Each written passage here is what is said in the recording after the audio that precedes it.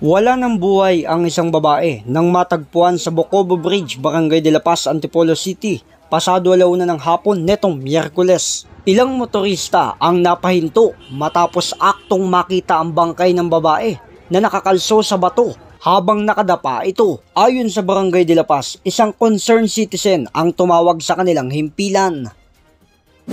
Pinuntahan po namin yung bangkay. Yun po siya, nakataob lang po siya doon. Yung katawan naman ng bangkay, hindi naman siya pa bloated talaga. Hindi pa siya yung babad na babad sa tubig. Pero nung inahon, nakita namin na na babae siya, tomboy. Kasi parang may girl pa dito siya sa dibdib.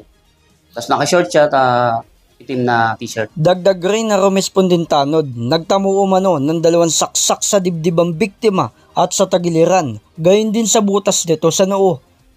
Tinihaya siya, doon namin nakita yung tama niya dito sa dibdib, 2, tapos isa sa tagiliran.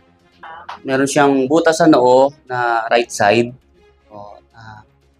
Hindi namin alam kung yun yung tama kung binaril o wala kaming idea kung saan tumama, kung anong ginamit sa kanya. Ayon sa Barangay de la Paz, hindi residente ang babaeng biktima na natagpuan, nakarumal-dumalan sinapit. Samantala, patuloy ang investigasyon ng otoridad upang matukoy ang pagkakakilanlan ng biktima at alamin kung sino ang nasa likod ng krimen. J. Martin, JKRS, News and Public Affairs.